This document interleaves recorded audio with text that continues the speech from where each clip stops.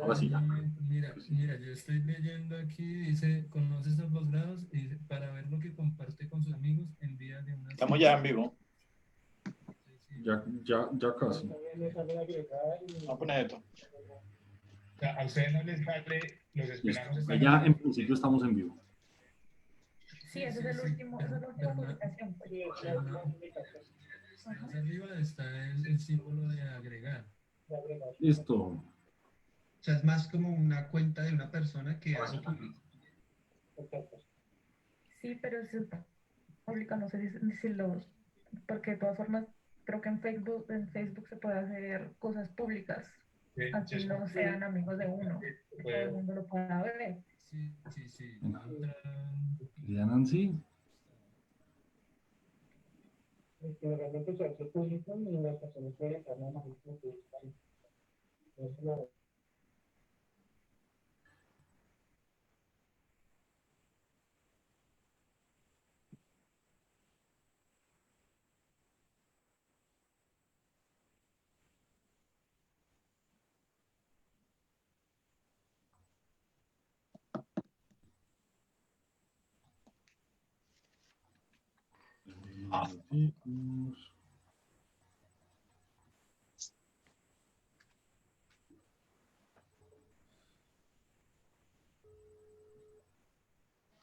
Gracias, no, muy complejo.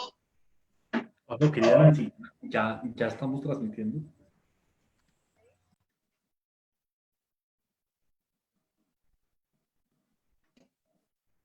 Ok, listo.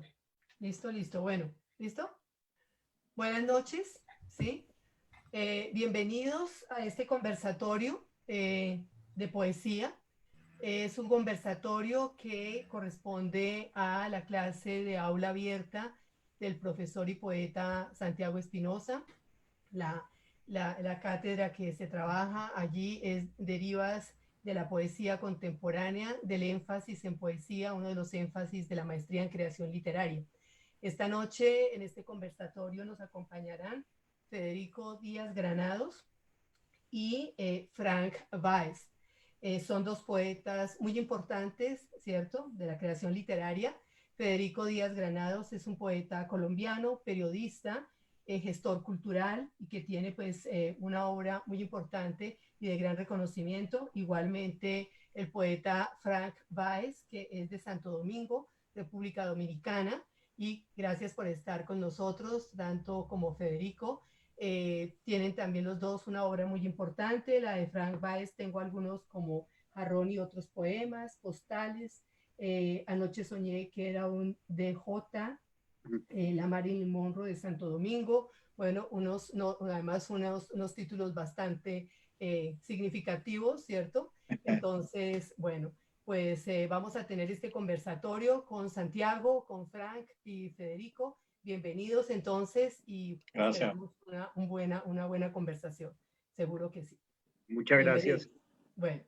Gracias. Pues muchísimas gracias, Nancy, por esa presentación, por permitir estos espacios también, digamos, que nos permiten dar nuestras clases, trabajar con nuestros estudiantes en el programa de creación literaria, pero al mismo tiempo compartir, correcto, estos diálogos y estas conversaciones con otros lectores, con otros estudiantes, con otras personas, no solamente de Bogotá y del país, sino de muchos otros lugares que en este momento están conectados a través de nuestro Facebook Live. Yo quisiera agradecerles muchísimo a Federico Díaz Granados y a Frank Baez por aceptar esta invitación. Son dos escritores, como lo ha mencionado Nancy, leídos por los estudiantes, realmente admirados por los chicos que están empezando a escribir en la universidad, y para nosotros es de verdad un privilegio tenerlos a ustedes dos aquí conversando pues, sobre lo que más nos emociona, que es sobre la poesía, sobre los asuntos cotidianos.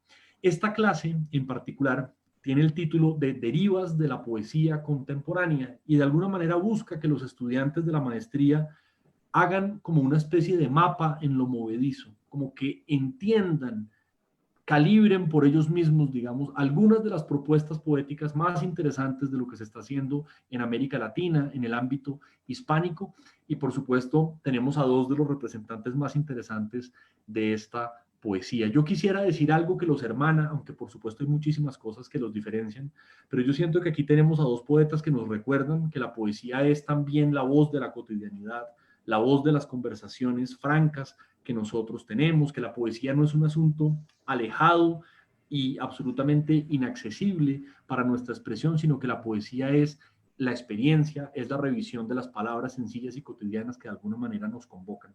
Leíamos ahora en la clase con los estudiantes un texto de Charles Simic, el poeta norteamericano que sé que les emociona muchísimo a mis amigos poetas Frank y Federico, y él decía que muchas veces la poesía era el concierto de gatos al lado de la historia, ¿no? Precisamente esa vida cotidiana, esas cosas que nos pasan a todos nosotros y que son la poesía. Puede que sea lo más hermoso de la poesía, Nancy, esa voz de lo particular en medio de un mundo cada vez más homogenizado, ¿no?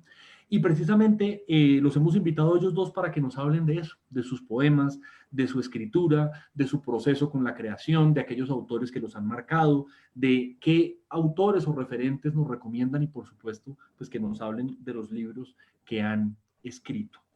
Yo quisiera comenzar haciéndoles algunas preguntas a ustedes y que pues tienen que ver con algo que me parece obligado y hermoso en esto que están los estudiantes de creación literaria, y es precisamente por los primeros acercamientos de ustedes hacia la poesía. Frank Báez, en este libro que les recomiendo a ustedes muchísimo y que salió publicado en Colombia, además Frank, pues aparte de ser uno de los mejores poetas de su generación, hemos tenido la fortuna en Colombia de verlo editado en editoriales colombianas varias veces, ¿no? Tenemos, por ejemplo, en la edición de Six Barral, la colombiana, digamos, esta antología de su poesía, y recientemente en la cuarentena, creo que de los libros más esperados de la pandemia fue esta compilación de crónicas y de ensayos de Frank que se llama Lo que trajo el mar, que es una compilación de sus crónicas y de sus reportajes periodísticos sobre la poesía. Y hay uno en particular que me ha encantado, me ha conmovido profundamente, y es donde Frank habla sobre ese primer acercamiento con un libro de Dylan Thomas. ¿Por qué no nos cuentan, Frank y Federico, cuáles fueron esos primeros acercamientos con la poesía? ¿Cuándo ustedes encontraron de alguna manera un camino para empezar a crear ustedes también su propia poesía? Bueno, empiezo ya que tú me mencionaste, ¿no? Mencionaste el libro. Muchísimas gracias por la presentación y muchas gracias por el espacio. Santo Domingo está bien caluroso y seguimos confinados con la cuestión del virus, ¿no? A ver, yo empecé en la poesía, yo diría que quizá yo empecé a interesarme tempranito por la poesía fue porque en mi casa había muchos libros. Mi padre era escritor, era lector, y los libros estaban por doquier. Y el sitio más interesante de la casa siempre fue la biblioteca. Era como el sitio donde estaban como los juguetes, digamos, más interesantes. En esa época no había internet ni nada de eso. Entonces, tú, por ejemplo, para averiguar sobre el mundo, sobre la realidad, tenías que ir a una cosa que se llamaban enciclopedias. Tenías que ir a unas cosas que se llamaban mapamundis. Entonces, yo entraba en ese cuarto, en ese espacio, esa biblioteca de mi padre, y realmente era como que magia. Y ese fue mi acercamiento un poco a la lectura, que me parece va de la mano con ese acercamiento a la poesía. Y posteriormente ya empecé a escribir. Yo escribía en la última página de los cuadernos de matemáticas. Escribía mis poemas durante la clase de matemáticas. Entonces un poco por ahí empezó mi interés por la poesía.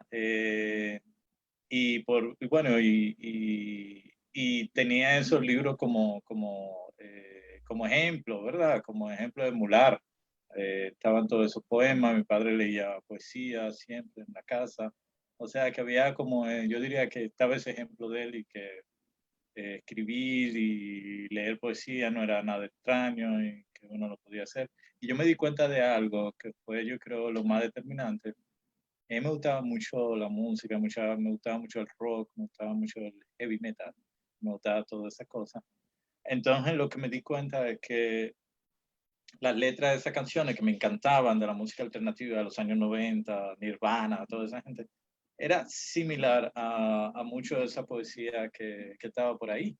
Y no solo similar, sino que la poesía que estaba por ahí, las letras eran mucho mejor, eran más profundas y me impactaban mucho más. Entonces, cuando se dio ese cambio, que yo ya tenía 14, 15 años, ya ahí me quedé por el lado de los libros. Claro, seguía apreciando lo otro pero encontré ese mundo y también era un mundo como privado y particular que otras personas no tenían. Y entonces también me convertí un poco en eso, en el que le mostraba los poemas a los amigos y le decía, pero por Dios, mira, aquí hay uno que se llama T.S. Eliot, que escribió una cosa con una profundidad increíble, léete esto.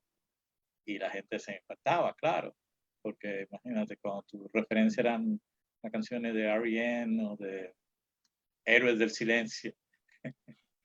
Y así poco a poco nos dimos cuenta que muchas de las canciones de Héroes del Silencio eran plagiadas de Neruda, Benedetti y un montón de autores. Y nos dimos cuenta que lo real estaba en la... Nos dimos cuenta, pero éramos un grupo grande y al final lo que nos dábamos cuenta éramos 2 o 3, ¿verdad? Los más nerd. Y ahí, claro, ya ahí yo encontré, digamos que mi camino, ¿no? Bueno, Santiago, muchas gracias por la invitación, por permitirme estar en esta clase abierta. Muchas gracias a Nancy y a Leida por la generosidad de siempre con la que nos acogen en la Universidad Central, en todo el programa de creación literaria. Y siempre es un gusto estar con Frank. Hace 2 semanas estuvimos en una jornada de lectura, un domingo en la noche, hablando de poesía con un grupo de amigos y también fue muy grato. Siempre es muy grato reencontrarme con él. Bueno, yo tengo un origen también muy parecido al de Frank, una casa llena de libros, un padre escritor, unas tertulias en la sala de la casa con algunos escritores que hoy en día son los escritores que hacen parte de mi canon personal de afectos y de mi canon personal de admiraciones, una enciclopedia llamada El Mundo de los Niños, cuyo primer título, Poesías y Canciones, contenía algunos de los más hermosos poemas de la lengua española que todavía me siguen acompañando, poemas de Federico García Lorca, de Gloria Fuerte, de María Elena Walsh, de Nicolás Guillén, de Rafael Alberti, que me enamoraron en algún momento de esa musicalidad y de ese misterio del que está cargada la poesía en lengua española. Entonces creo que todo eso fue configurando como un mapa de asombros, como un mapa de maravillarme con esas palabras. Puede que yo no entendiera los poemas, pero había algo en esa musicalidad que hacía que se quedaran fijados en la memoria para siempre. Además de eso, y de todos esos contertulios que estaban en la casa permanentemente, y yo, pues niño, me dormí en la sala de la casa escuchándolos hablar, discutir, en fin, sobre tantos temas. Recuerdo a Germán Espinosa, a Luis Fayad, a Manuel Zapata Olivella, a Héctor Rojas Erazo, a María Mercedes Carranza, entre tantos otros, y por supuesto al gran Luis Vidales, que siempre estuvo allí. Entre todos esos diálogos y cosas, pues obviamente quedaba un asombro por la poesía. Yo creo que empiezo a escribir queriendo prolongar las historias que me asombraban y que yo leía de muy niño. Recuerdo también una pequeña enciclopedia de 11 tomos ilustrada donde estaban las aventuras de Tom Sawyer, donde estaba El Sastrecillo Valiente, donde estaba un cuento de Navidad de Charles Dickens, donde estaban algunos de los cuentos de las 1001 noches, y yo quería simplemente prolongar esas historias, sobre todo las aventuras de Tom Sawyer. Yo creo que las aventuras de Tom Sawyer y Huckleberry Finn marcaron mi infancia como mi sentido de la lealtad y la amistad, y yo empiezo a escribir pequeños cuentos queriendo un poco que esas historias no terminaran, queriendo acompañarme de eso, y lo mismo queriendo prolongar algunas de las historias que yo veía en el cine. La película que marcó mi infancia fue La Guerra de las Galaxias, además porque se llamaba así, no Star Wars, era La Guerra de las Galaxias como llegaba en los afiches traducido por los españoles, y pues llegó en 1977 a finales de año aquí a Colombia. Yo creo que muy niño la vi, tengo conciencia ya de la segunda, sobre todo del Imperio Contraataca, y yo quería simplemente prolongar en mi escritura eso que me estaba maravillando ahí en el celuloide. Sí, yo creo que algo que ha sido una constante de la respuesta de ustedes dos y que me gusta mucho, me agrada mucho, digamos que así sea, es que de alguna manera ustedes están diciendo que el origen de la poesía está en una canción de R.E.M., en una película de la Guerra de las Galaxias, ¿correcto? Está en aquellos espacios donde normalmente no vemos la poesía, ¿correcto? Como que uno tiende a pensar que la poesía es el poema lírico de la forma tradicional, etcétera, etcétera, pero ustedes se han atrevido a mostrarnos la poesía de la cotidianidad.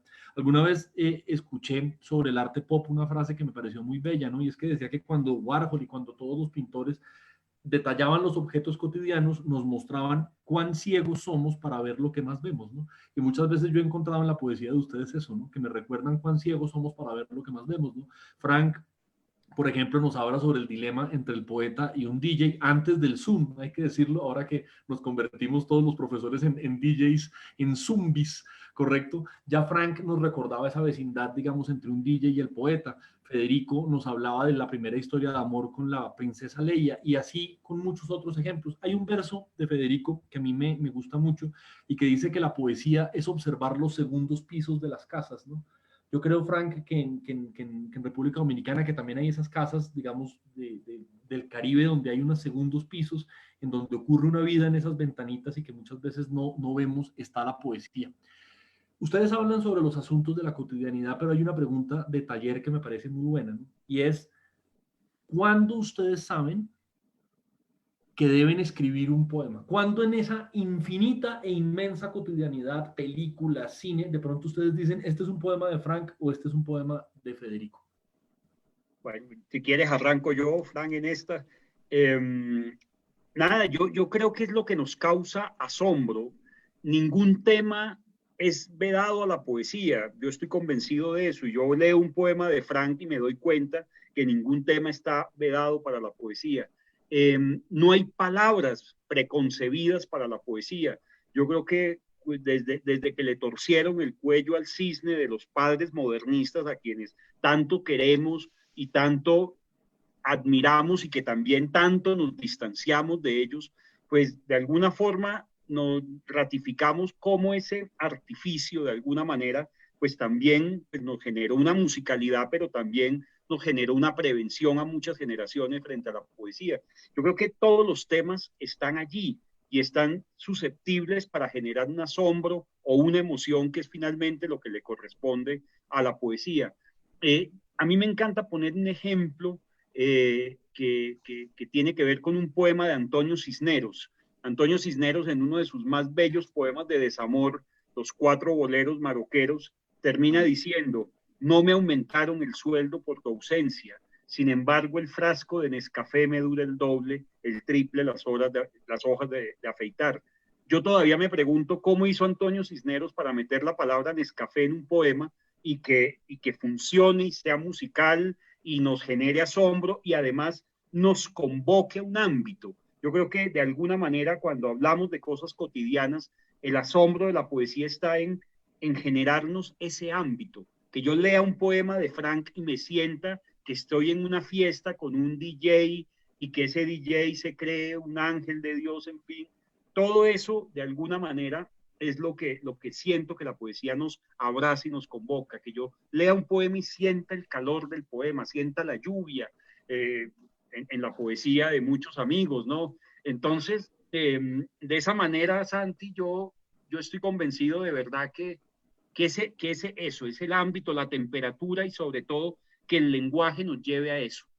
Esas mismas palabras, con las hacemos las vueltas cotidianas, pagamos servicios, hacemos mercado, fíjate que al combinarlas en un cóctel de una manera muy particular, nos genera un asombro, nos genera una maravilla y logra traducir nuestras emociones. Pero son las mismas palabras, hacen parte de nuestro vocabulario, hacen parte de nuestra maravillosa lengua española. Y cómo de esa habla cotidiana, de esas palabras que usamos en la cotidianidad, podemos lograr precisamente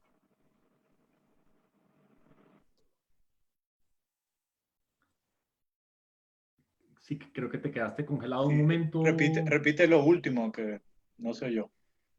Decía Frank que de alguna manera con esas mismas palabras con las que usamos en nuestra vida cotidiana, esas mismas palabras con las que tú haces mercado, haces una vuelta de banco, discutes en tu casa, discutes con tus amigos, hablas del fútbol, hablas del béisbol, hablas de música, cómo con esas mismas palabras, al combinarlas y recombinarlas, logras un mundo infinito y unas posibilidades infinitas de dialogar con tu tradición, de dialogar con los lectores, de hacer de una manera esa conversación cotidiana, hacerla universal de alguna forma.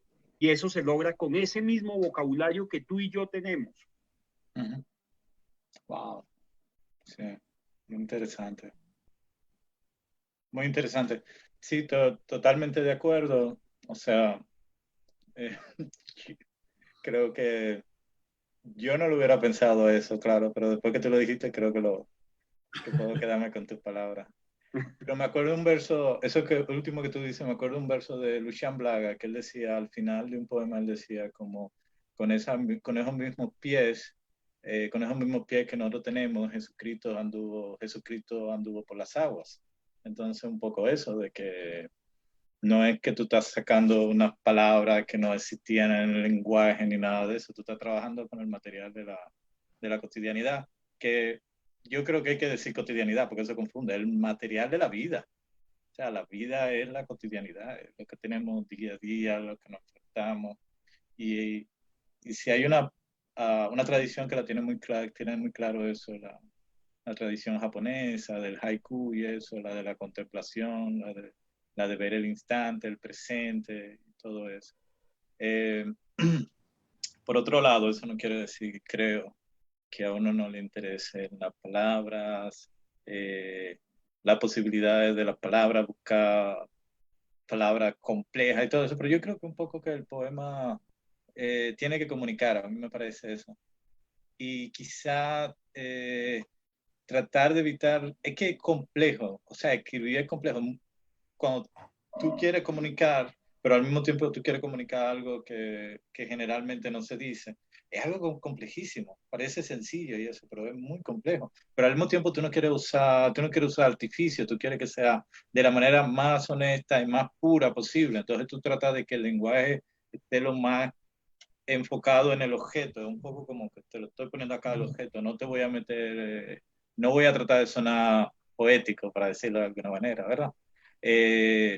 Entonces a mí me parece que es súper, da trabajo y ocurre eso que decía Federico, que de pronto aparece, uno está hablando de ciertas cosas que no aparecen en los poemas y tú dices, pero ahí funcionó.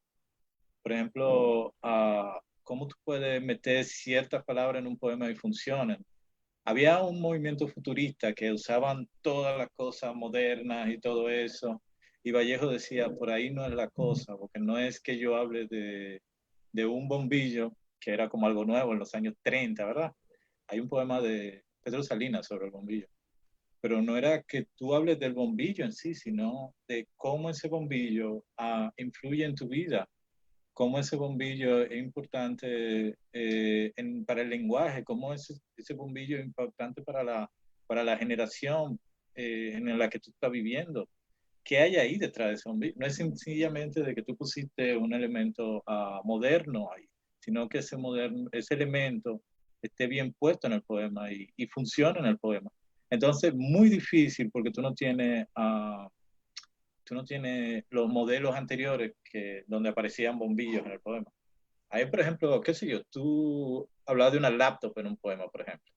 Es complicado porque tú no tienes un poema de Neruda sobre una laptop, como estaba sentado con mi laptop. No, Neruda no tiene. Entonces, es algo como que tú debes de incluir, pero tiene que funcionar. Entonces, ese punto, porque es muy fácil tú decir, yo voy a escribir sobre laptop y voy a poner cosas modernas y voy a sonar. No, tiene que funcionar, tiene que convencer al lector y ahí yo creo que está la prueba de fuego, de qué manera esos elementos modernos, contemporáneos, pueden entrar en el poema. Y para mí hay una cosa que yo creo que se le ha repetido mucho a Santiago, y es que imagínense una antología de poesía de la poesía del siglo de oro, y vayan a esa antología y busquen cualquier soneto y van a encontrar todas esas notas al pie de página, donde te dicen de elementos que eran modernos en su época, pero que ya no existen para nada. ¿Entiendes? Es como que tú tomas un poema de los 90 y empiezas a hablar de una cosa que se llamaba Beeper, que yo no sé si lo tenían allá, que eran unos buscadores. Nadie sabe lo que es Beeper, eso fue en los 90. O sea, no ha pasado tanto tiempo. Y entonces, si tú usas eso en un poema, hubiera puesto algo en un poema, en el 2040 tendrían que poner una nota a pie de página para entender qué era un Beeper. Entonces, yo lo que digo siempre es que un poema debe de tener poco elemento moderno, porque en el futuro, si se lee dentro de 100 años y tiene mucho, la nota de pie a página van a ser más largas que el poema. Entonces no está luchando con eso. Entonces yo pienso que es un poco como esas reflexiones sobre realmente también qué es la poesía, ¿verdad? ¿Qué queremos transmitir con estos poemas? Y con quién nos queremos comunicar también. Queremos con estos poemas dejar una constancia de lo que fue una época, queremos al mismo tiempo comunicarnos con nuestros semejantes, con el lenguaje que hablamos cotidianamente. Y yo creo que uno está pensando en ambas cosas, que no solamente en uno, uno está pensando en ambas cosas. Uno quiere que el poema sea trascendente, que sobreviva, y al mismo tiempo que el poema comunique. Entonces, en esas dos cosas, uno acaba rompiéndose la cabeza y es muy fácil volverse loco porque da trabajo que esas cosas combinen, ¿verdad? Porque yo pienso, y no sé, Federico, Santiago o Nancy, ¿qué piensan? Que esta es una época de muchas palabras. Hay demasiadas canciones, hay demasiada publicidad, hay demasiadas cosas, ¿verdad? Entonces, en esto, ¿qué son las cosas que van a sobrevivir? Entonces, yo pienso que la trascendencia es importantísima. Y creo que la poesía, yo creo que sigue siendo lo que vence al tiempo, ¿no? Lo que va un poquito más allá. Entonces, por eso la poesía es tan difícil y da tanto trabajo hacerla, porque es un poco esa lucha entre lo que es muy de ahora, pero que al mismo tiempo puede trascender. Y el problema de todo es que uno no sabe qué es lo que va a trascender, qué es lo que va a quedar del lenguaje, qué se va a perder, ¿verdad? Fíjate, Frank, que acabas de mencionar una cosa que es muy diciente, y es un momento también de muchas palabras, ¿no? Y se hacen canciones y se hacen poemas, y las redes sociales sirven de vehículo para que esos poemas circulen de una manera mucho más veloz y con un impacto mucho más grande, y nos podemos conocer los latinoamericanos que antes no nos conocíamos. Si no pasábamos por España, no nos conocíamos entre nosotros. Ahora perfectamente sabemos quiénes son los poetas que están en Ecuador, en Perú, en fin, gracias a la velocidad de las redes. Pero fíjate eso que acabas de decir tan cierto, y es, en un momento de tantas palabras, fíjate que precisamente en las nuevas generaciones el lenguaje empezaba a desaparecer y nos empezamos a comunicar por emoticones. Empezamos a comunicarnos a través de los emoticones del WhatsApp, del Messenger, ¿sí? Y prácticamente transmitimos y comunicamos emociones a través de eso. Muchos ejercicios literarios, inclusive un ejercicio que hace un colectivo de la Universidad Central tan maravilloso como la Cuarta Raya del Tigre, que hacen un ejercicio de convertir emoticones en poemas. Le dan a la gente una serie de emoticones para que lo conviertan en palabras. Es un poco traducir ese lenguaje de un signo muy particular, convertirlo nuevamente en la poesía. Entonces, vuelve la dificultad de lo que tú has mencionado. Y por eso es que serán modernos siempre esos poemas que siempre van a hablar de las emociones humanas, que son las mismas desde que tenemos noticia de la existencia del hombre, de qué hablaba la Ilíada o de qué hablaba la Odisea, de los mismos asuntos que está hablando la poesía tuya, la poesía mía, la de Santiago, la de tantos poetas jóvenes, están hablando de las mismas emociones, ¿no? Exactamente, sentimos tristeza, sentimos temores, sentimos fragilidades, tantas cosas, y fíjate que eso es lo que sigue vigente, y leemos la Ilíada como si hubiera sido escrito ayer, y leemos poemas del siglo de oro que nos emocionan como si hubieran sido escritos ayer, y leemos a San Juan de la Cruz o leemos poemas de amor de Neruda y nos seguimos emocionando. Y fíjate que es porque sigue hablando de las 5 o 6 emociones que quienes estamos en esta mesa sentimos al igual que todos los que nos siguen. Exacto, exactamente. Hay algo que ha dicho Frank que me parece que es realmente hermoso, y es que la poesía muchas veces es como el arte de captar ese presente, de inmortalizar ese presente, ¿no? De detener esa cotidianidad, ¿correcto? Y hacerla que trascienda. Yo creo que Frank es conocido en nuestra generación por precisamente incluir muchas de esas palabras de la vida cotidiana, digamos, que normalmente no pensaríamos que estarían en un poema. Incluso yo me atrevería a pensar que Frank logra, mejor que ninguna otra persona en nuestra generación, y yo diría que en el español actual, meter palabras que en otras circunstancias destrozarían el poema, ¿no? Es decir, MacBook, correcto, expresiones, digamos, como muy locales, que a otros poetas parecerían absolutamente costumbristas, pero que Frank logra meter con un sabor y con una potencia como jevita, por ejemplo, ¿no? Yo creo que de alguna manera tú has logrado legalizar muchas otras palabras que estaban prohibidas para la poesía en esa cotidianidad. Pero hay algo en la poesía de ustedes dos que también me emociona a mí mucho y nos emociona mucho, y es que no solamente hablan sobre esa vida en el presente, sobre un poco lo que vivimos actualmente nosotros, sino que hay una conexión profunda, hay un diálogo realmente muy hondo con el pasado y con la memoria, con las herencias. Yo siento que la poesía de ustedes es realmente una ventana también hacia el pasado y hacia las voces del pasado. Creo que uno de los grandes protagonistas de la poesía de Federico es su padre, por supuesto su madre, que además nos está viendo en este momento también, ¿no? Que le ponía esas canciones, esas cumanás, y que de alguna manera afinó la sensibilidad. Algunos de los textos más bellos de Frank son sobre su padre, algunos de los textos más divertidos sobre Frank son conversaciones con su madre o con su hermana. En particular, me gustaría preguntarles por poemas, ¿no? Porque muchas veces nos preguntan a los poetas por nuestras lecturas, nuestras cosas, pero qué bueno es que nos entrevisten a veces por el poema, ¿no? Y yo quisiera preguntarle a Federico en particular por un poema que yo siento que capta muchas cosas de una generación, y es Goodbye Lenin. Yo quisiera que tú nos hablaras sobre ese poema, y por supuesto, si nos lo quisieras compartir, estaría buenísimo. Pues mira, yo creo que Goodbye Lenin parte de eso que hemos venido hablando, de esa maravilla por recobrar la infancia de alguna manera. Para mí, la búsqueda poética ha sido armar en ese rompecabezas de mi memoria esos fragmentos astillados de mi infancia y que yo quiero recuperar de alguna manera a través de lo que escribo. Recuperarlo de la manera en que lo recuerde ahora, ¿sí? No como haya ocurrido seguramente puntualmente en la infancia, sino como lo estoy recordando en este instante. Y por supuesto, yo crecí en la década de los 80s, una década muy difícil para el país, para el mundo. El mundo siempre ha estado en crisis, como lo dice el tango de Cambalache. El mundo fue y será una porquería, ya lo sé.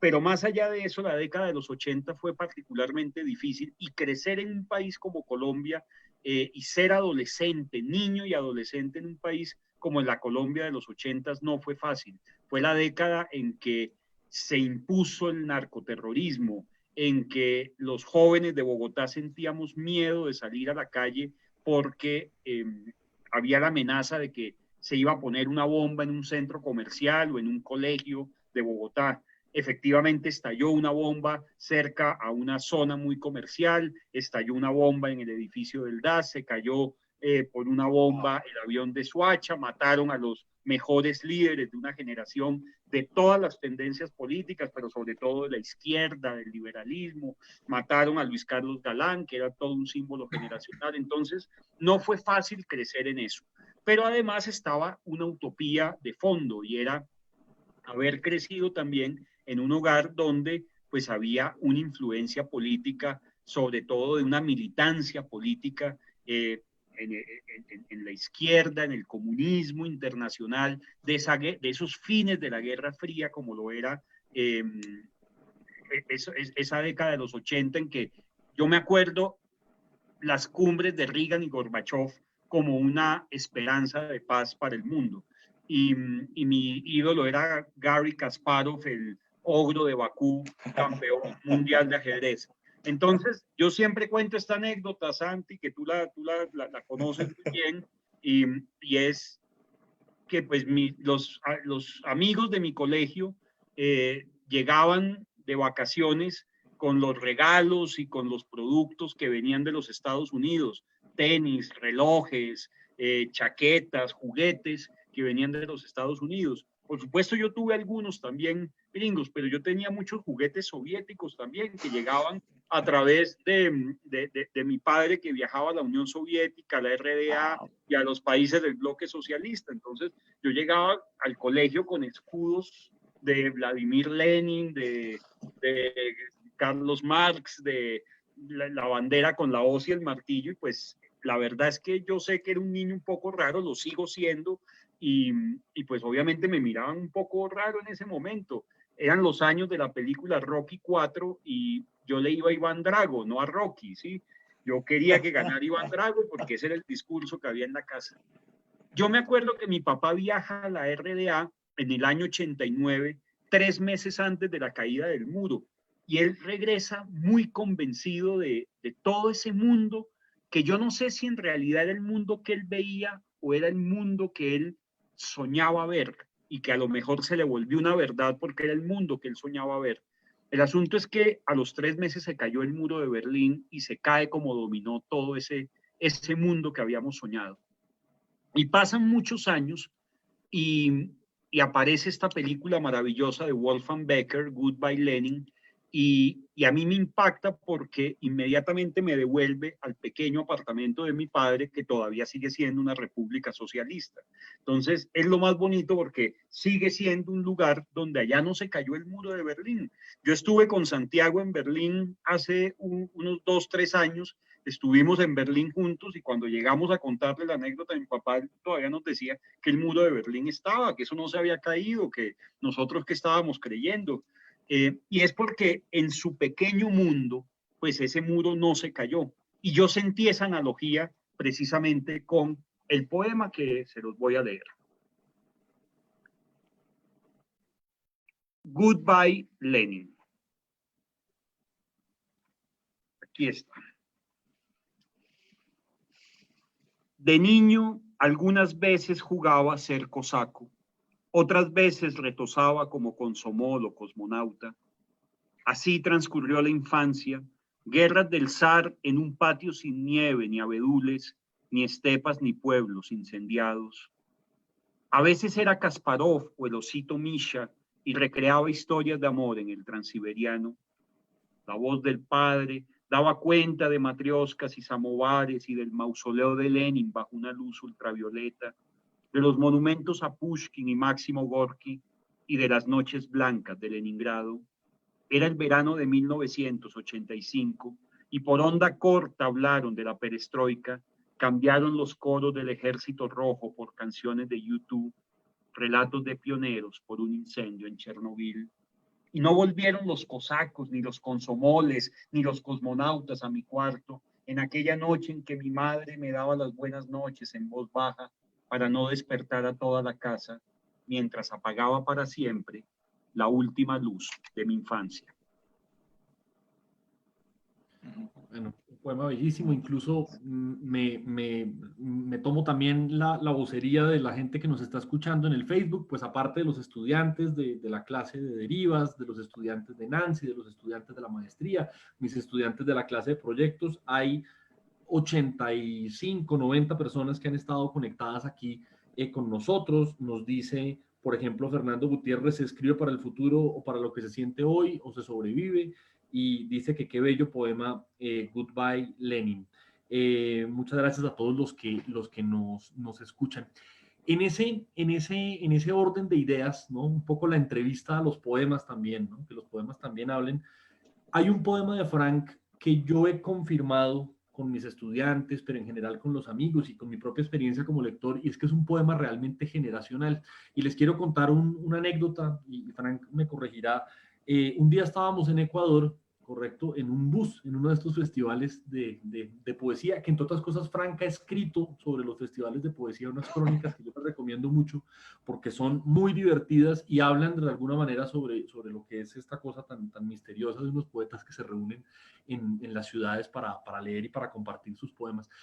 Y uno está acostumbrado, ¿no?, a la poesía de Frank como esa poesía de la alegría de la vida, de la alegría de la escritura, del humor, de la ironía, de tantas otras cosas, y me dice en ese bus, hermano, estoy escribiendo un poema sobre un amigo que dejó de escribir. Y a mí me impresionó mucho ese poema, incluso Frank me dijo algunos de los versos en ese bus y me quedó taladrando aquello. Cuando apareció ese poema después publicado, pues realmente fue un poema que me demolió, me pasó como una planadora por encima, y he confirmado que es el poema favorito de mucha gente. Realmente como que mucha gente dice, oye, ese poema, oye, ese poema que compartiste realmente es maravilloso. Incluso lo compartimos en las redes y mucha gente respondía con esa admiración y con esa alegría. Frank, háblanos sobre este hermoso poema de Mi amigo camina hacia el silencio. Bueno, sí, tú tienes razón. Yo íbamos en Ecuador y creo que era la época en que lo estaba escribiendo. Y era un poco tomar ese pretexto de un amigo que había dejado de escribir, que a mí siempre me había impresionado las cosas que hacía y cómo sencillamente dejó de escribir. Entonces, sobre esa renuncia, bueno, sobre eso se ha escrito muchísimo, pero es algo que llama mucho la atención, es como la idea de un árbol que ya no le van a brotar las hojas, ¿no? Es como algo así, como que tú empiezas a sangrar y la cicatriz no se cierra nunca. Es como algo que se supone que uno debe perpetuar. Entonces, es una reflexión un poquito sobre eso, sobre la palabra hacia el silencio, ¿no? Y a mí, ahí me resulta muy emotivo porque es alguien cercano, está basado en una persona cercana con la que yo empecé a escribir poesía. Y bueno, yo no creo que tenga mucho que decir porque el poema lo dice todo, pero un poco, yo diría que eso de la extrañeza que me resulta que alguien deje de escribir cuando la escritura para mí es como algo con lo que yo no, o sea, sin escribir yo no puedo concebir el mundo real. Y no es como, es una vaina burguesa, ¿verdad? Diría el papá de Federico. No, escribí en el sentido de que la vida es más interesante con la escritura. Para mí es vivible con la escritura.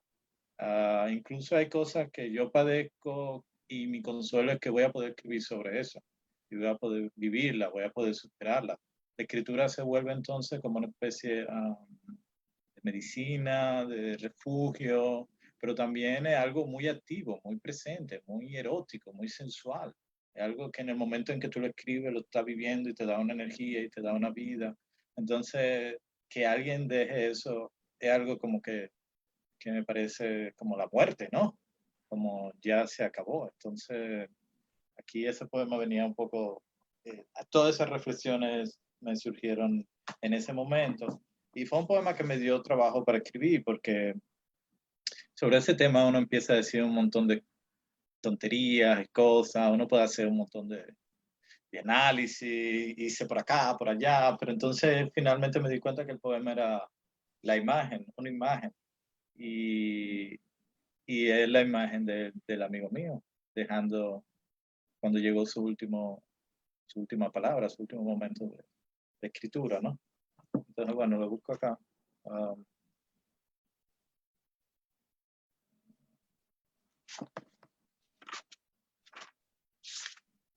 Bien. Mi amigo camina hacia el silencio. Mi amigo decidió que no iba a escribir más. Estaba sentado en el metro en dirección a su casa, tarde en la noche, cuando se dijo que no más, que ya no es necesario, que uno sencillamente puede dejar de escribir y renunciar, como uno de esos árboles que en primavera se niegan a que sus hojas broten. Y eso hizo mi amigo.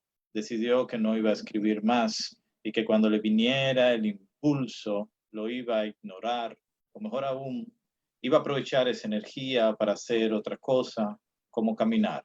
Y eso hizo. Se puso a caminar. por Manhattan. Y cuando le preguntaron hacia dónde iba, él respondía que caminaba hacia el silencio. Y bueno, el silencio no existe. El silencio es una metáfora. En un experimento, John Cage demostró que no existe el silencio. Se metió en una cámara a prueba de sonido y se dio cuenta de que en todo momento seguimos escuchando el latido de nuestro corazón o la circulación de la sangre. Es decir, que nuestro cuerpo es lenguaje, o mejor aún, que el lenguaje es vida. Pero a mi amigo esto no le interesa y sigue caminando en busca del silencio. Y pronto hundirá sus zapatos en la nieve y avanzará como si fuese el primer explorador que alcanza las regiones del silencio. Y los copos de nieve caerán cada vez más rápido, como queriendo sepultarlo, y sus pasos en la nieve resonarán, al igual que sus versos, que solo cesarán cuando alcance el silencio, y la nieve borre una a una sus huellas y su cuerpo, y la ciudad blanca como una hoja de papel.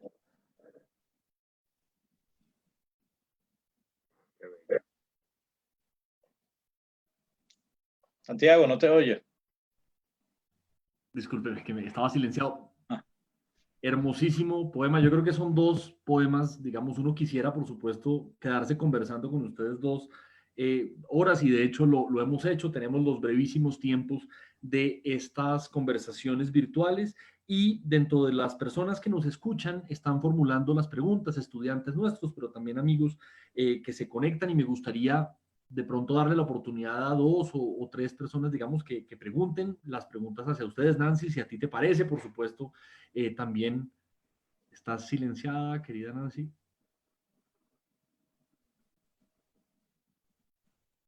Sí, está silenciada. Sí, quedó con Ahora sí. tu amigo Frank. A nuestros estudiantes, al público, que seguramente tiene muchas preguntas y han sido tocados con esa poesía tan maravillosa.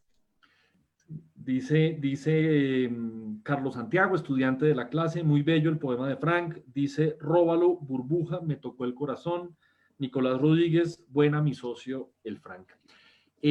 Hay una pregunta que nos hace Gustavo Carballo, que dice: estamos en un momento de creación interesante, la turbulencia política de Colombia, eterna con todo lo que la pandemia ha generado. De aquí a 10 o 20 años, los productos hoy pensados serán muy interesantes. Si sobrevivimos a la pandemia, ¿cómo hablar de ella? Frank se ha referido en una entrevista a esto, Federico escribió un bellísimo artículo sobre esto. ¿Cómo va a responder la poesía a la pandemia? ¿Debe responder o no la poesía a la pandemia? ¿Qué opinan ustedes sobre esto? Pues mira, yo creo que sin duda el gran testimonio que va a quedar de esta época es como el gran testimonio que recibimos de todas las pestes y pandemias que han azotado a la humanidad, y es la literatura. O sea, no hubiéramos sabido de las 7 plagas de Egipto si no es por la Biblia, ¿sí?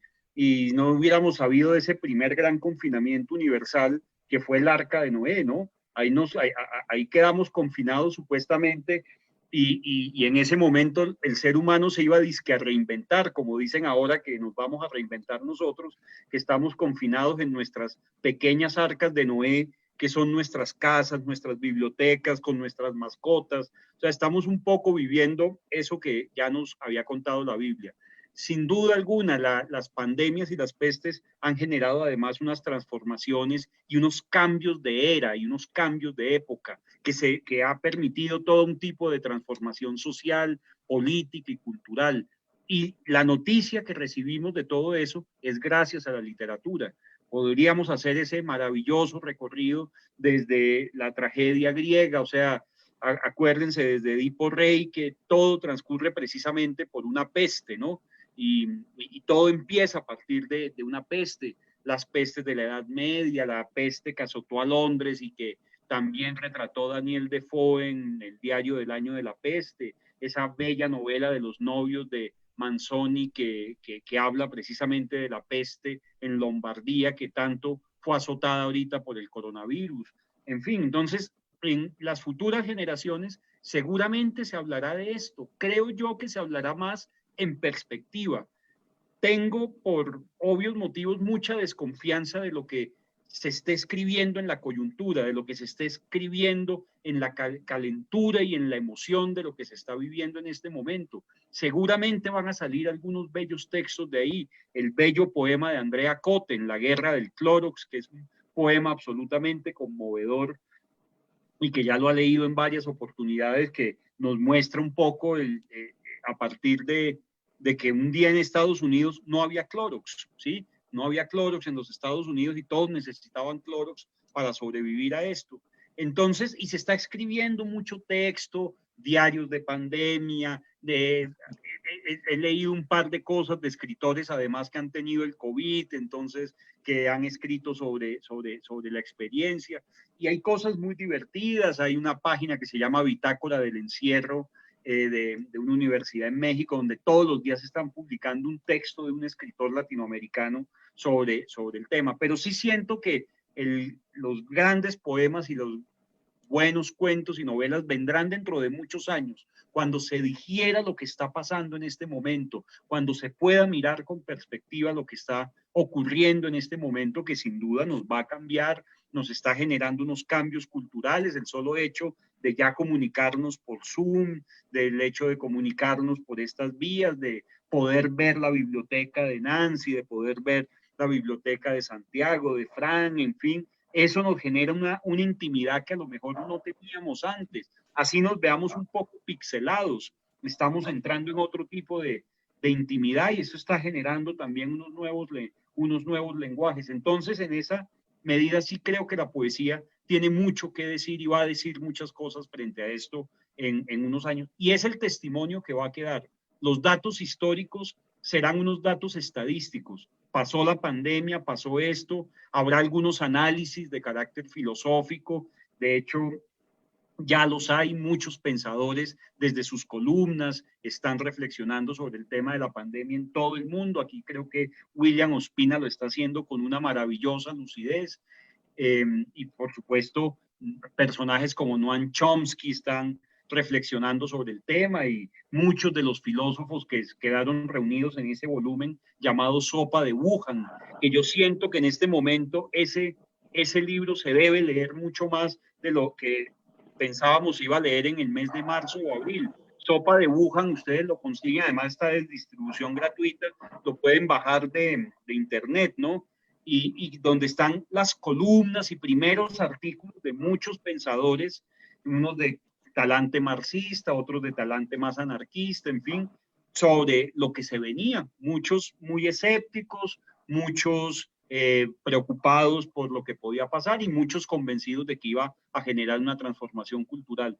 Pero el gran testimonio que va a quedar de este tiempo lo va a dejar la literatura y la poesía. Frank, si quisieras, por supuesto, responder a la pregunta. No, de acuerdo totalmente en lo que dijo.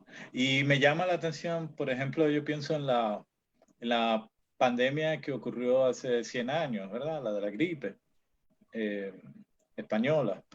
Y ayer estaba releyendo un cuento de Flannery O'Connor, un hombre bueno es difícil de encontrar, no decía irlandés. Y casualmente, no le quiero dañar el cuento a nadie, o sea que si no lo han leído, tápense el oído.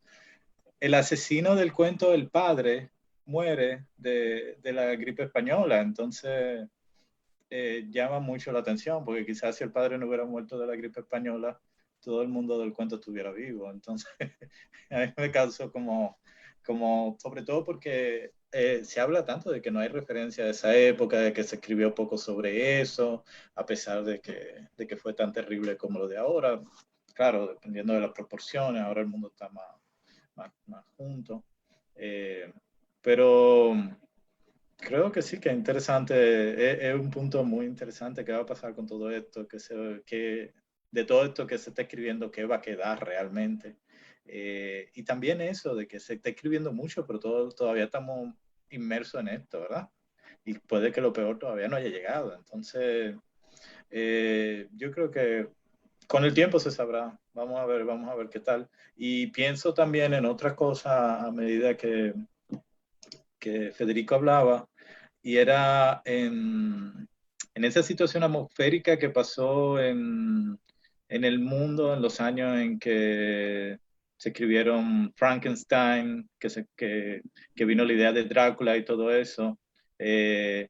La gente vivía confinada porque el clima en esa época estaba súper terrible. Entonces, mucha de la literatura gótica salió de ese confinamiento, porque habían unas condiciones atmósfera muy adversas y la gente no salía tanto.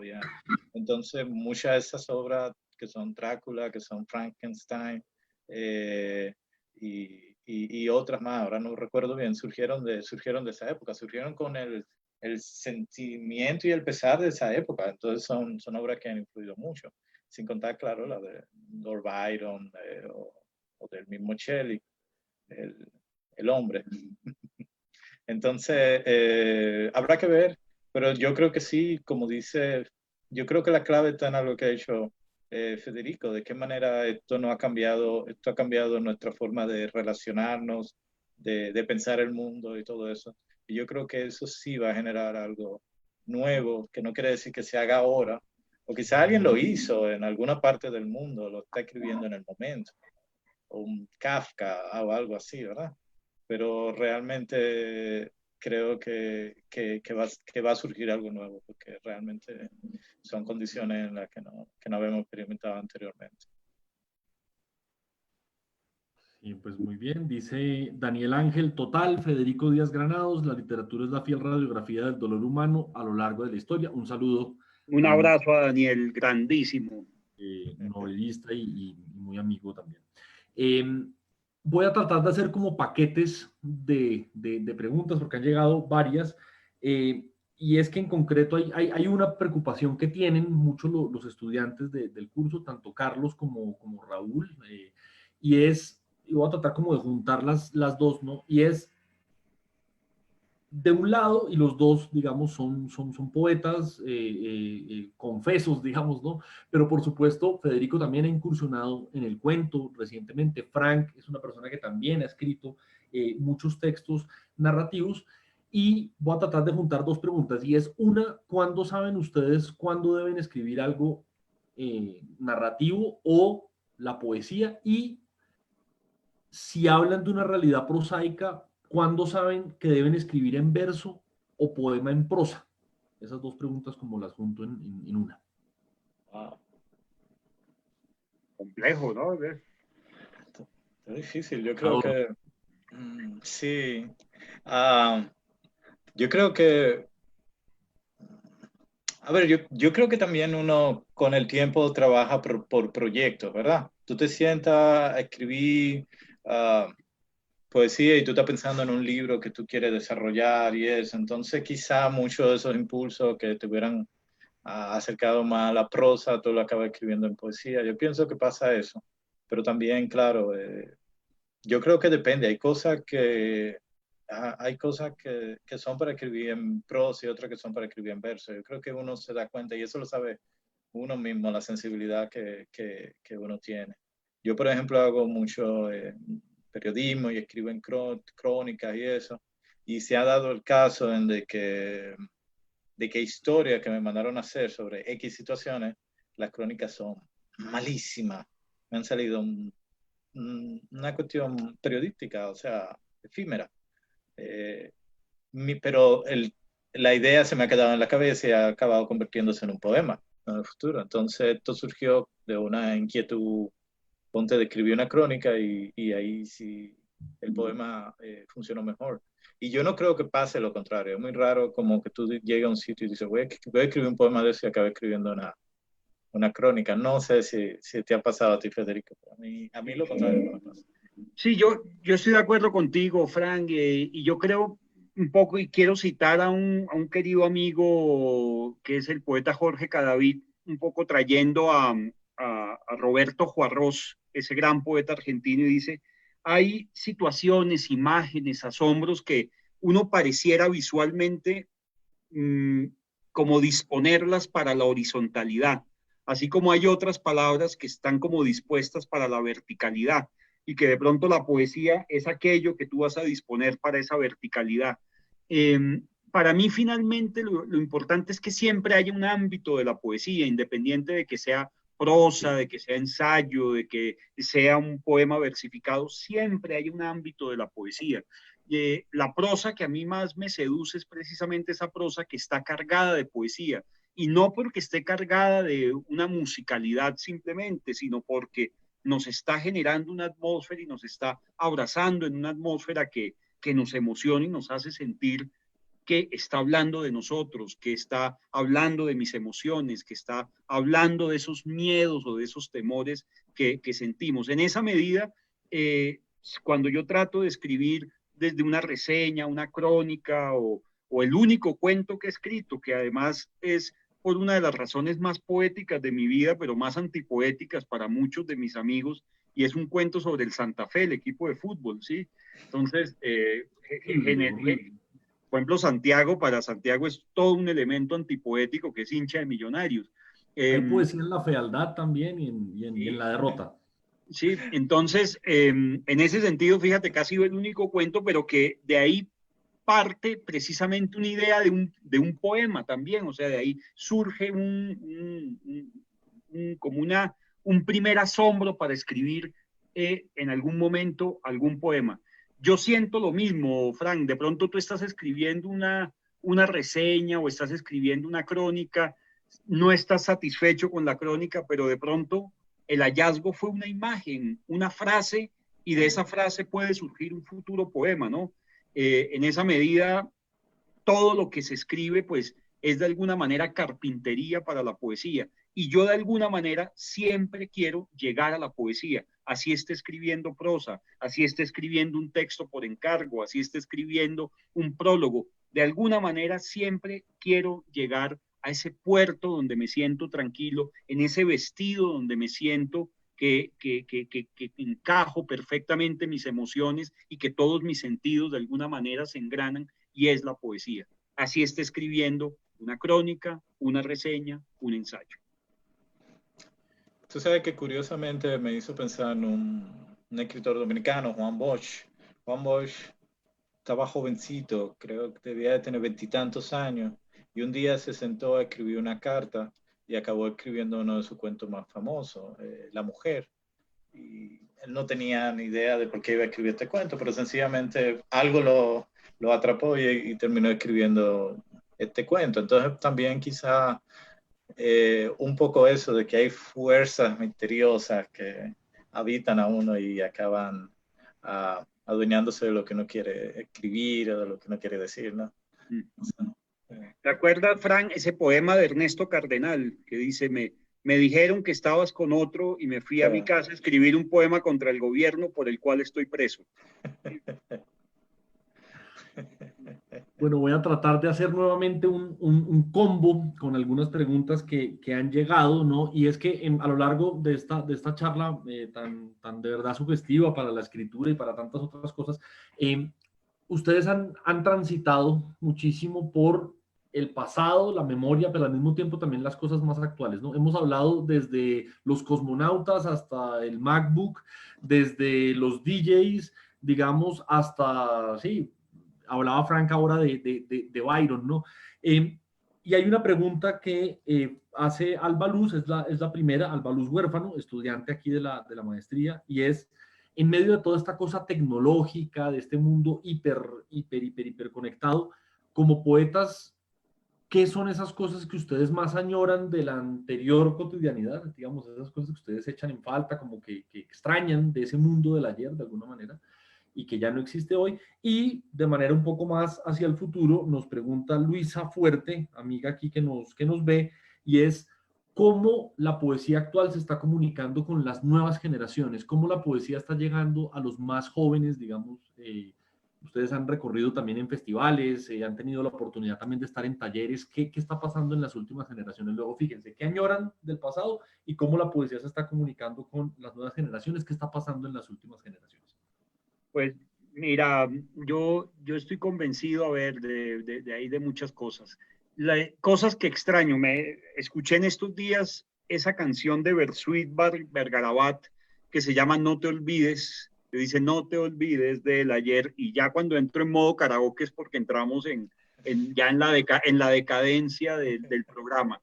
Pero esa de No te olvides del ayer, que es una canción que me conmueve mucho de Bersuit Vergarabat, y un poco lo que extraño es sobre todo el encuentro con las personas que quiero, ¿sí? El encuentro con las personas que son importantes.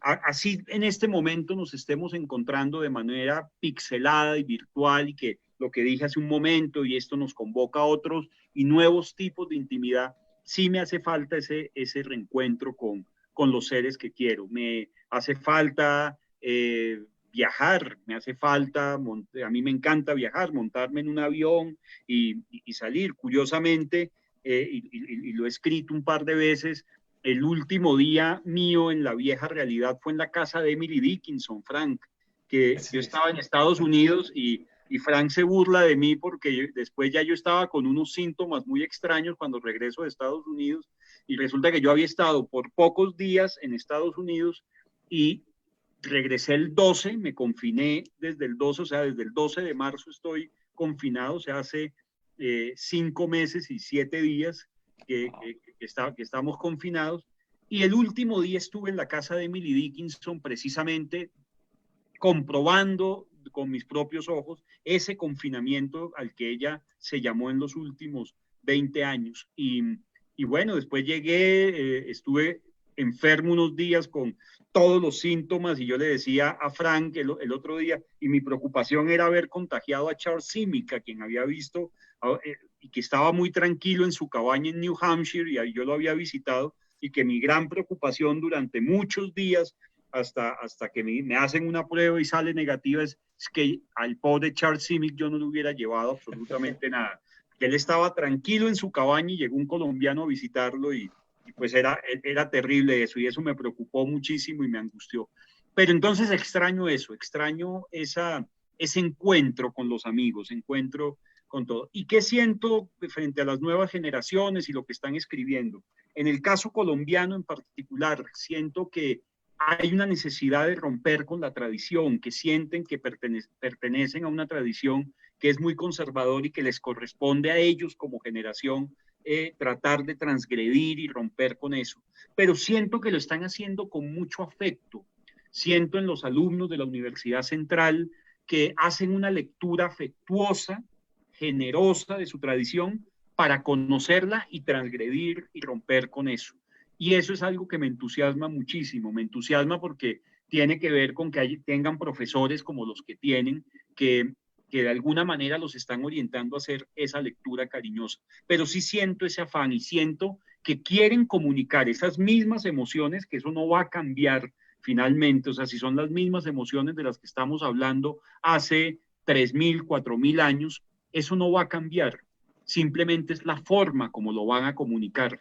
Y no lo van a comunicar como dijo Frank hace 2, 3 preguntas, simplemente enumerando las cosas contemporáneas, los elementos y los objetos de nuestro tiempo. No se trata de enumerar eso, es cómo convertimos esos elementos o cómo convertimos esa nueva manera de hablar en algo que nos asombre y nos maraville y nos lleve a ese ámbito de la poesía. Frank. Sí. Bueno, estoy de acuerdo también acá con lo mismo. Yo pensaba que yo era muy antisocial, que yo iba a estar súper feliz acá leyendo a Proust, después me iba a leer, tú sabes, como Faulkner entero, todo lo que me falta por leer. Y dije, wow, este es el momento, la comedia humana la voy a leer completa. Y realmente no, o sea, uno quiere salir a un bar, uno quiere salir a la calle, mirar gente. Hay como, yo creo que también hacer las pausas, tú escribes, pero también quieres hacer otra cosa, mirar fuera. A mí yo me había acostumbrado también a escribir fuera de la casa, que es también una manera interesante no sé, de dialogar con la realidad, ¿no? Pero de pronto se vuelve esto tan complicado y tú te das cuenta que uno no es tan antisocial, que uno necesita tener una persona, hablar sobre todo de la cosa que uno tiene más afinidad, de la poesía, pero también oír cosas nuevas, historias, que la gente te cuente de sus cosas. Y a mí me gusta mucho la conversación cara a cara, Me he dado cuenta, eso me hace mucha falta. Y también oír la gente en la calle, ver lo que hacen, eso me inspira mucho a escribir. Ahora mismo me he dado cuenta que es muy determinante, eso me inspira, y me inspira sobre todo a escribir poesía. Creo que hay como escuchar el lenguaje de la gente en la calle, andar por la misma calle, como que hay algo que me inspira, que me llena, que me da, que me emociona para escribir. Y por eso quizás estoy escribiendo más narrativa, más prosa, que tiene que ver con recuerdos, que tiene que ver con un poco con otra forma, no sé, no tan cotidiana de ver el mundo, de contemplar el mundo, sino más bien tiene que ver con recuerdos, tiene que ver con un poquito con más de invención también. Y entonces, sí, yo quisiera que en algún momento volviéramos incluso a tener festivales de poesía. Uno reniega los festivales de poesía y uno se da cuenta de lo hermosos que son y de la suerte que uno tiene de ir a un festival de poesía y escuchar a una gente que te saca lágrimas y poder después beberte una cerveza con esa gente y después discutir y después que esa persona te sacó lágrimas, acabarte peleando con esa persona, date cuenta que es un imbécil. Pero al mismo tiempo que se den todas esas emociones en menos de una noche, ¿no? Esas cosas son lindísimas y de verdad me hace también mucha falta eso. Y entonces en cuanto a la pregunta del futuro, ¿no? De lo que viene y eso. Yo siento que se experimenta mucho que hay mucha experimentación. Ahora las cosas que se hacían daban mucho trabajo hacerlas anteriormente. Antes para tú hacer, no sé, poesía sonora, para decirlo de alguna manera, tú tenías que ir a un estudio de grabación y eso. Y ahora tú lo haces con un iPhone y lo haces tú mismo. Lo mismo de los videopoemas, tú lo puedes hacer tú mismo con un iPhone, tu computadora. Entonces ahí a las herramientas te da a entender que las herramientas ya son muy accesibles y que uno puede volcarse e experimentar con todo este tipo de cosas. Y lo que lo que más me llama la atención es cómo la gente llega a experimentar con todo este tipo de cosas, pero cuando tú te acercas a los poetas, sean los poetas, qué sé yo, en los últimos años yo he tenido experiencia con poetas españoles, ¿verdad? Colombianos, holandeses, norteamericanos, no sé, del Caribe también. Y de pronto tú te das cuenta que peruanos, chilenos, y que todos, el gran interés es publicar en un libro. El libro sigue siendo la gran herramienta, el vehículo para divulgar la poesía. Y eso me llama mucho la atención, porque en un momento tú pensarías, bueno, ahora tú puedes hacer la poesía oral, tú puedes hacer la poesía visual, pero todavía el libro sigue siendo como el artefacto donde todos queremos estar. Como decía Borges, es el sitio donde todos vamos a acabar muertos, ¿no? El libro. Entonces, eso me llama mucho la atención. Pero por otro lado, el nivel de experimentación. A mí me llamó mucho la atención. Yo estaba en Holanda, en Rotterdam, y, y me llamó la atención que la música la curaban los mismos poetas. La gran mayoría de los poetas eran DJ y podían tocar bien, llevaban sus discos y todo eso, y hacían los sets y todo. O sea, hay una relación muy directa con la música, hay mucha relación con el video. Todas esas fronteras que habían anteriormente, yo creo que ya están disueltas y que realmente se puede experimentar con todo. Y lo que a mí me parece que es muy saludable para la poesía. Es muy saludable y te da a entender un punto de que realmente no es una cuestión de herramienta, es una cuestión de que el poema funcione. Tú puedes hacer un gran poema visual, tú puedes hacer un gran poema sonoro, pero en el fondo se trata de que esté bien hecho, y sobre todo de que conmueva, ¿no? Para decirlo de alguna manera, conmueva, que asombre, como Federico dijo anteriormente, asombre, conmueva. Yo creo que es un poco el fin de la poesía, pero sobre todo, o el estremecimiento, como decía Baudelaire, algo, ¿verdad? Que no te deje indiferente. Y yo creo o que no te deje, yo no creo que la poesía tanto extrañeza. Ahora, no sé, con esta edad me he dado cuenta de eso, que no es tanto algo que te deja, sino es algo que te da, ¡pah! que tú no te lo puedes sacar de la cabeza. Tú te vas a la cama y todavía te está dando vuelta en la cabeza. ¿Qué fue lo que quiso decir con tal? Entonces creo que un poco por ahí. Y qué sé yo, ojalá, yo creo que en 40 años, no sé, yo me imagino los poemas en 40 años, deben de ser cosas bellísimas, interesantísimas.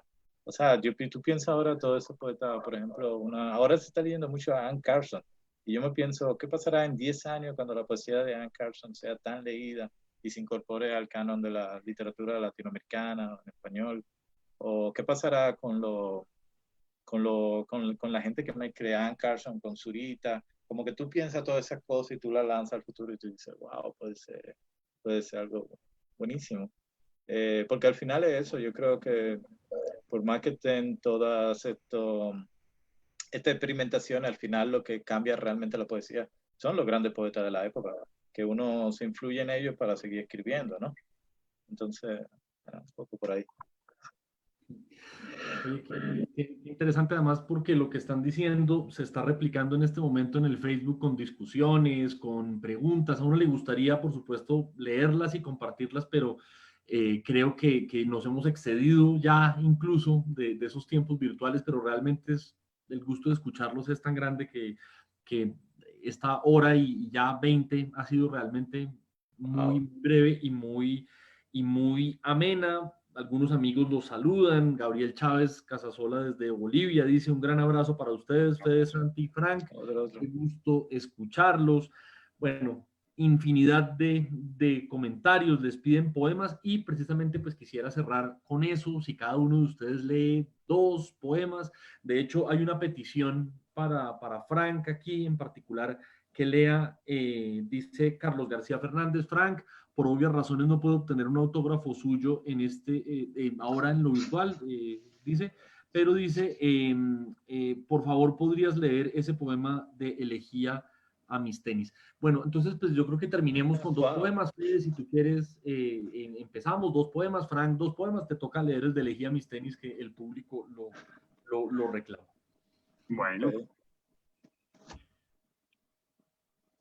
Bueno, vamos a leer un par de poemas.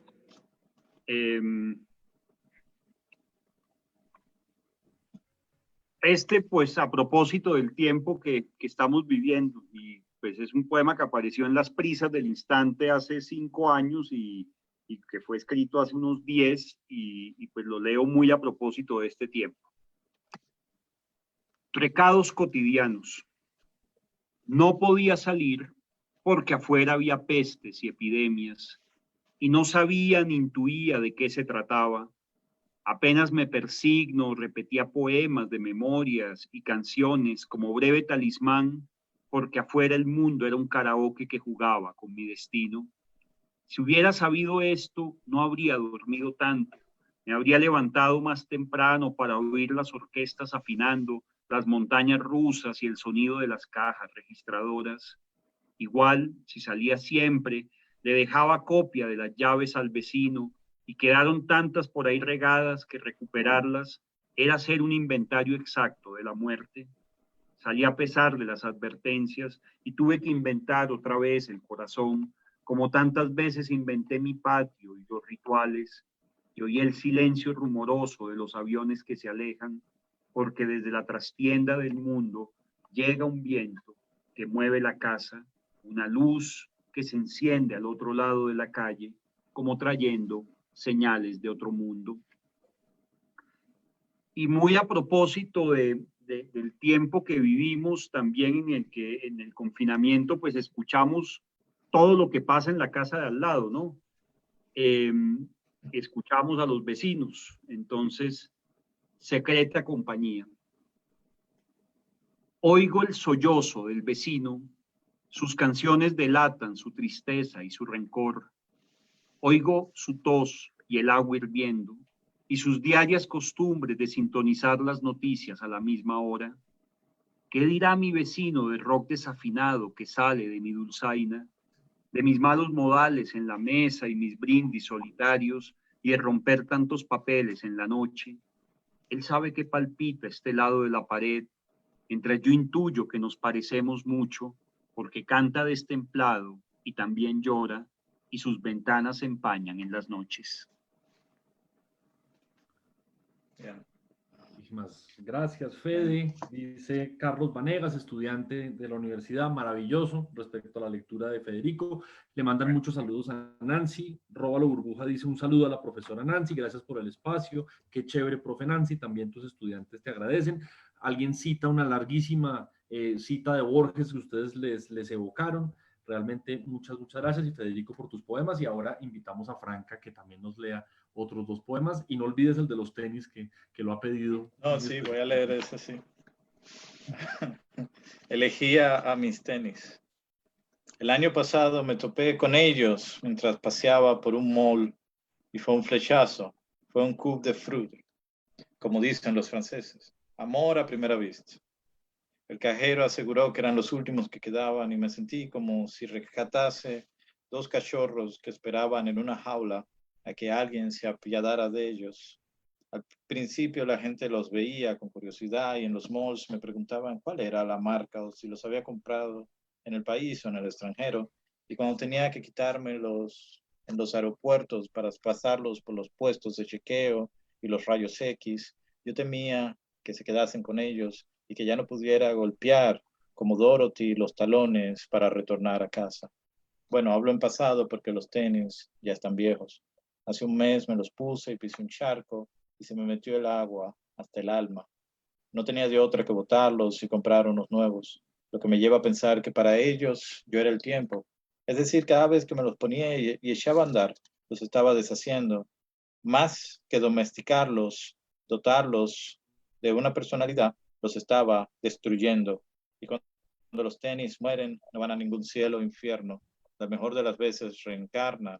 Quizás estos fueron alguna vez parte de un buey o de una vaca. Así que ahora los recojo y los meto en una funda para tirarlos a la basura. Así que ahora que los recojo y los meto en una funda para tirarlos a la basura, pienso en sus huellas que son su legado y anhelo que los halle un buzo del vertedero y que se los ponga a pesar de que los dedos lleguen a salírsele por los agujeros. Y voy a leer este porque estábamos hablando del futuro. Dice, voy a tener 72 años. Mi sobrino tendrá más o menos la edad que tengo ahora y yo tendré 72 años. No me imagino con 72 años. Y ya que estamos en eso, tampoco me imagino cómo será el mundo. Espero que sea menos duro, pero será lo que será. Yo espero estar vivo, porque no quiero morir antes del 2050 o en el 2050. Quiero morir en el 2070, aunque eso ya es demasiado. ¿Qué tal el 2065? O mejor aún, el 2068. Para entonces tendría 90 años. Alcanzo a verme con 90 años. Con 50 o con 60 puedo verme, quizás con más arrugas y con más canas, aunque eso sí, con los mismos dientes. Si tan solo pudiera pausar la vida, o al menos ralentizar la vida. Pero lo único que detiene el tiempo es la poesía.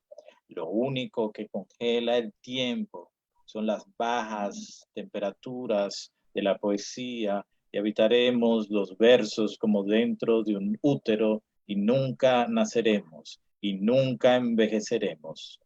Esta noche mis palabras vienen del Pleistoceno y entran y salen de los pulmones de mis lectores. Buenas noches, lectora. Buenas noches, lector. Mañana me miraré en el espejo y tal vez el tiempo ponga otra cana en mi barba. La admiraré un rato, luego buscaré una tijera y la cortaré. Qué bellos poemas, Federico y Frank. Nos dice, por ejemplo, Albaluz Huérfano: gracias, Frank y Federico, por hacer posible este milagro, la poesía. Gracias, Santiago y Nancy, por provocarlo. Kenneth David Ávila: muchas gracias, Federico. Gistac Felipe Pizarro dice: estás muy lindo, Frank. Bueno, también hay esa admiración. Me quité la barba. Sí, es verdad, para la ocasión. Y para la ocasión, a propósito de este espacio, de verdad que agradecerles mucho. Yo creo que ha sido una conversación maravillosa. ha sido un recordatorio de que la poesía también es un diálogo con nuestra cotidianidad, con nuestra propia vida, y me hicieron ustedes pensar en esta cita que escribía María Mercedes Carranza en el momento más difícil de la violencia en Colombia, y que para mí siempre ha sido una hermosa cita y que me la han recordado ustedes mucho. Decía María Mercedes hace ya, imagínense ustedes, casi 20 años, ¿no? El país de hoy necesita diálogo, es decir, necesita de la poesía. Necesitamos de una poesía que nos incite a llorar, a perdernos en un loco amor, a reírnos, a inquietarnos, a no caer en la indiferencia frente a nuestra vida y la vida del vecino, trampa que nos tiende una realidad saturada de malas noticias, ¿no? Yo creo que cualquier poema de los que han leído ustedes, las respuestas, pues nos han invitado precisamente a no perdernos en esas malas noticias, a volver, digamos, a emocionarnos, a estremecernos con la poesía y por supuesto a recordar que en la propia cotidianidad que vivimos, que en nuestro propio lenguaje está toda la poesía del mundo. Decía Derek Walcott, ¿no? Esta luz del mundo, ¿no? A propósito de un bus, de un poema cotidiano, de una canción de Bob Marley, como las que ustedes han recordado aquí.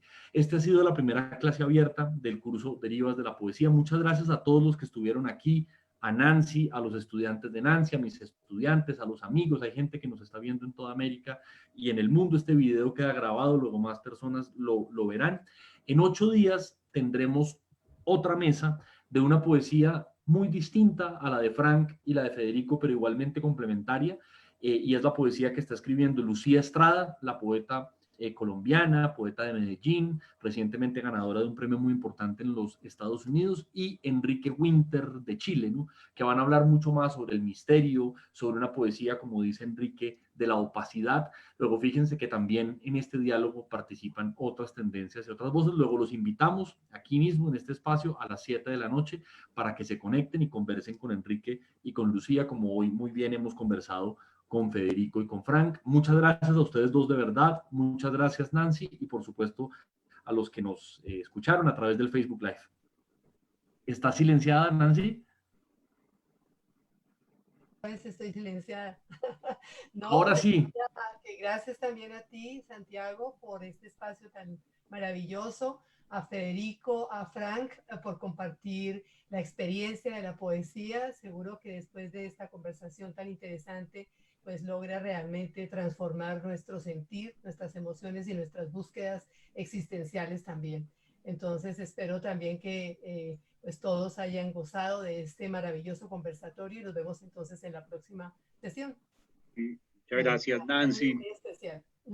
Muchísimas gracias, Nancy. Muchas gracias. Federico. Bueno, Frank, Federico, un abrazo enorme. Un abrazo, Santi, Frank, Nancy. Abrazo. Todo el cariño y a todos los que nos siguieron hoy. Ay, cuídense mucho. Suerte. Chao. Chao.